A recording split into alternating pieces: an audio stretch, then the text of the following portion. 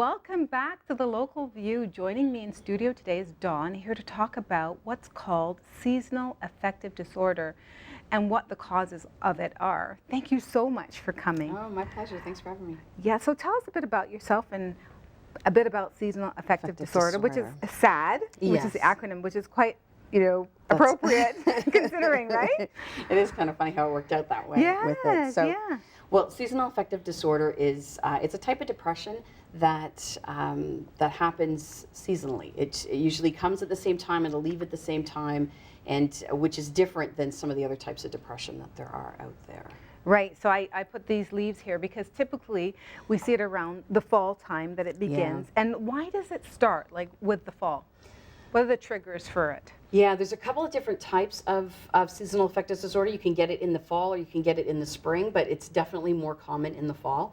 The specific cause for it is still unknown, but there are some factors that the research tells us could play into it. And it does revolve around the differences in the time, the days become shorter, right, and that can have an effect on us. So so some of that it can, it messes up our internal biological clock. So if we're ready in the summertime, longer days, we're more active, and then as the days get shorter, it can create some depression in it just from changing our internal rhythm with it. Serotonin is a brain chemical as well, and sometimes with the shorter days that can mess up the balance of their serotonin, and that can affect mood.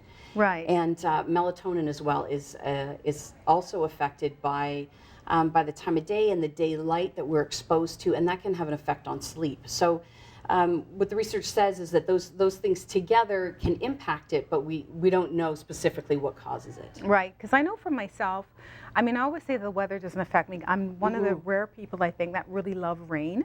Oh, wow. It's kind of in my name, Loraine. Oh, so I love rain. Good. I love sun. If it's a rainy day, I don't care. Like some people, they're like, "Oh, it's raining." I'm like, "Great, it's wonderful." I put on my Wellington boots, on my raincoat, and I'm gone. Like I'm really good to go. That's good. That's good. But I do find that when it's sunny out, there's a different feeling though. Yeah. It just you just feel happier. You feel lighter. Like is that just my imagination or is that for real? Well, I think that years ago we didn't know, right? We just didn't know, and now that we're finding out things about vitamin D and all the different effects that the sun can have on us, that it is more than just a light source. That that it is something that we were sort of made to interact with. Right. And so it is good for us to be able to get out, get some fresh air, get some sunshine. Get some light. Yeah.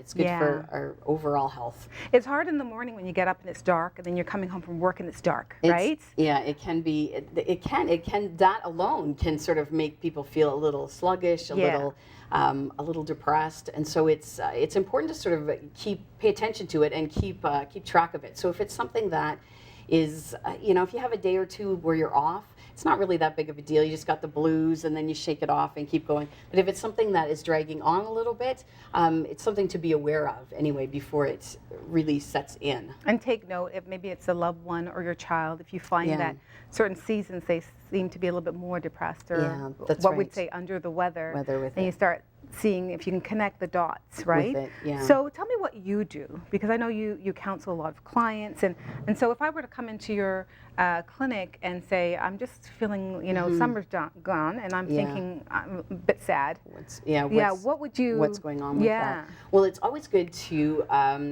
get checked out by a doctor, because we're registered social workers. We're not medical physicians, so it's good to get checked out by a doctor to make sure to rule out some stuff. Yeah, rule out the physical first. I love that. That's right. To see if there's something else going on. And with depression, we use a type of behavior. We call it CBT. It's cognitive behavioral therapy, and it really talks about the connection that our thoughts have on our feelings, and then our feelings have on our behaviors, and that process goes really quickly. So quickly sometimes we don't realize that there's 3 separate steps, and so it gives you a lot of control back when you can be aware of really what you're thinking.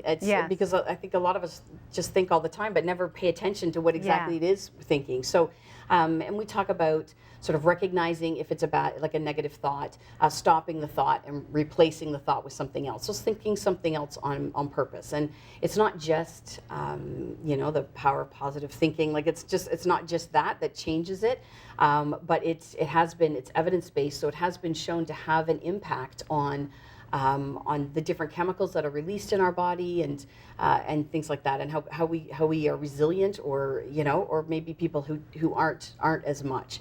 And it can happen quickly.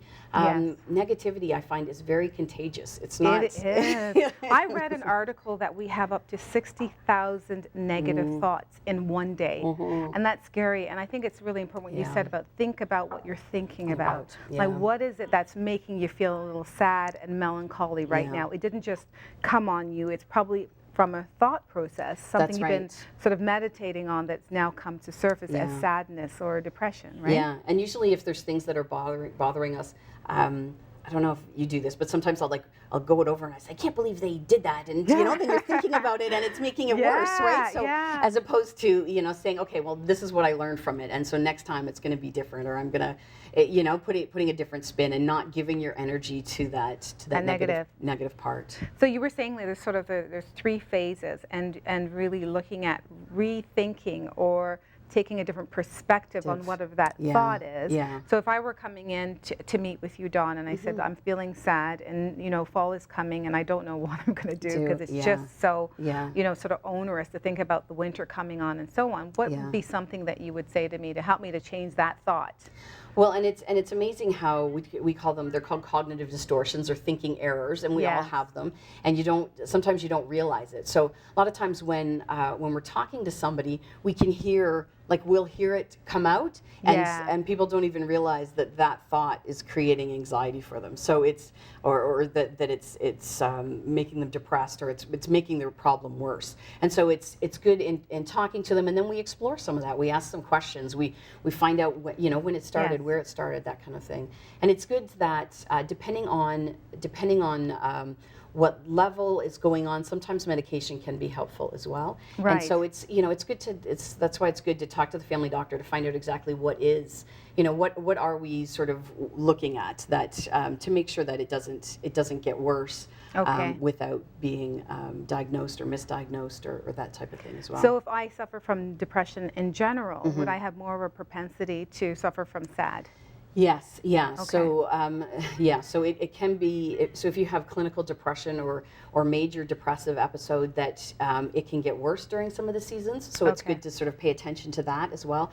And people who have bipolar disorder, which can give you episodes of depression as well as mania, that can sometimes happen more seasonally than people who don't have that. Right. So you also mentioned, and I didn't think of this before, the springtime as well. Yeah. So I wouldn't have thought of that for SAD. I always sort of equate it with the fall and the winter and the darker months, but not when spring's happening and everything's blooming and beautiful. Yeah, that's right. And so it is a much smaller percentage of people that have that, but it's good to be aware that it exists, because a lot of people, sometimes it's not us when it's happening to us that we notice it. Sometimes it's our loved ones that are around us. Yeah. And some of the symptoms are not really great symptoms. So if it's it's irritability, it can be like being easily annoyed with people, or being overly sensitive to rejection, that kind of stuff. But if you're sitting in a cubicle next to somebody who gets easily annoyed, you're just thinking, well, that guy's a bit of a jerk. You're not thinking, oh, I wonder if he's sick. I wonder if somebody, if he knows that somebody can help him or whatever, right? So